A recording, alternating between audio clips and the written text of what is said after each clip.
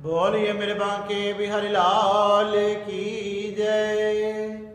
मैं विशाल शर्मा आप सभी के सामने आप सभी को श्री अपरा एकादशी की हार्दिक शुभकामनाएं। एक समय श्री युधिष्ठिर जी महाराज भगवान श्री कृष्ण के समीप जाकर पूछने लगे कि हे भगवान कृष्ण, आप कृपया कर मुझे ज्येष्ठ मास में कृष्ण पक्ष की एकादशी का क्या नाम है, क्या फल है, यह मैं सुनना चाहता हूँ। जब भगवान श्री कृष्ण कहने लगे कि हे युधिष्ठिर जी महाराज, आपने समस्त पापियों के उपकार करने के लिए बड़ा ही सुंदर प्रश्न किया। इस एकादशी का नाम अपरा एकादशी है।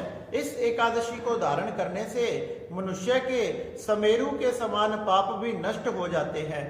बताया गया इस एकादशी के व्रत को धारण करने से बड़े पाप, झूठी गवाही देने वाला, कम तोलने वाला तथा पर स्त्री गमन करने वाला, पुरुषों का संग करने वाला, इस प्रकार से अनेक प्रकार के पाप करने वाले मनुष्यों को नरक में जाना पड़ता है। लेकिन एक बार भी उन्होंने इस अपरा एकादशी के व्रत को धारण कर लिया तो उनके समस्त पाप नष्ट हो जाते हैं। इस एकादशी के व्रत को धारण करने से जिस प्रकार से जगन्नाथ की, बद्रीनाथ की यात्रा करने का फल मिलता है, वही फल इस एकादशी से मिलता है। जो सूर्य ग्रहण तथा चंद्र ग्रहण में कुरुक्षेत्र में स्वर्ण दान आदि करने से मिलता है, गौदान से जो फल मिलता है, वही फल इस एकादशी से मिलता है। तथा सूर्य तथा बृहस्पति के मकर राशि आने पर इस प्रकार से गोमती आदि नदियों में जो स्नान करने से फल मिलता है, वही फल इस एकादशी से मिलता है। इस प्रकार से गंगा, यमुना आदि नदियों में जो पवित्र स्नान करने से जो फल मिलता है, वही फल इस एकादशी से मिलता है। इस प्रकार से ये अपरा एकादशी बड़ी श्रेष्ठ है। और सुनो, एक समय की बात है, राजा महिजत नाम का राजा था जो बड़ा ही प्रतापी था। महिजत नाम के राजा बड़े धर्मात्मा थे जो कि भगवान की सेवा, पूजा पाठ आदि किया करते थे।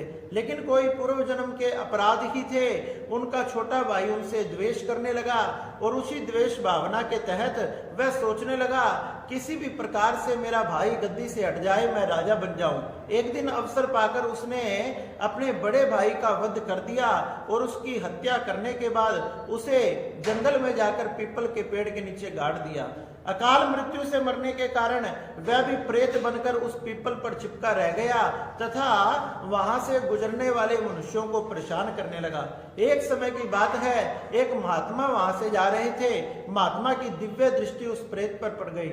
महात्मा ने देखा कि ये बड़ा दुखी है। महात्मा ने उसे देखकर सब कुछ जान लिया।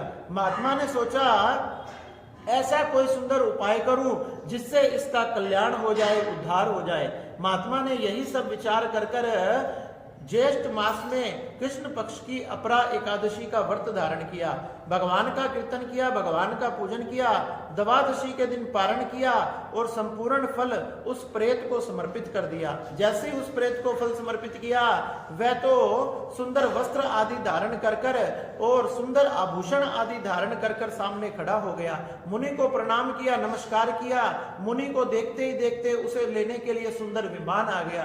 भगवान के पार्षदों के साथ वह भगवान के दिव्य धाम वैकुंठ को चला गया। इस प्रकार से हे युधिष्ठिर जी महाराज, ये बड़े से बड़े पापों को नष्ट करने वाली, अकाल मृत्यु को हरने वाली तथा जीवन में समस्त सुखों को प्रदान करने वाली है। इसलिए सभी ने प्राय इस एकादशी के व्रत को जरूर धारण करना चाहिए और भगवान का कीर्तन आदि कर समय व्यतीत करना चाहिए। इस प्रकार से हे युधिष्ठिर जी महाराज, आप भी इस एकादशी को धारण करो तथा भगवान का कीर्तन करो, भगवान का पूजन करो। इस प्रकार से भगवान श्री कृष्ण ने श्री युधिष्ठिर जी महाराज को ये बड़ी ही सुंदर श्री अपरा एकादशी की महिमा को बताया, जो संपूर्ण तीर्थों के फल को, संपूर्ण व्रतों के फल को, संपूर्ण तपस्या, उपासना आदि के फलों को प्रदान करने वाली है। इसलिए सभी ने इसके व्रत को जरूर धारण करना चाहिए।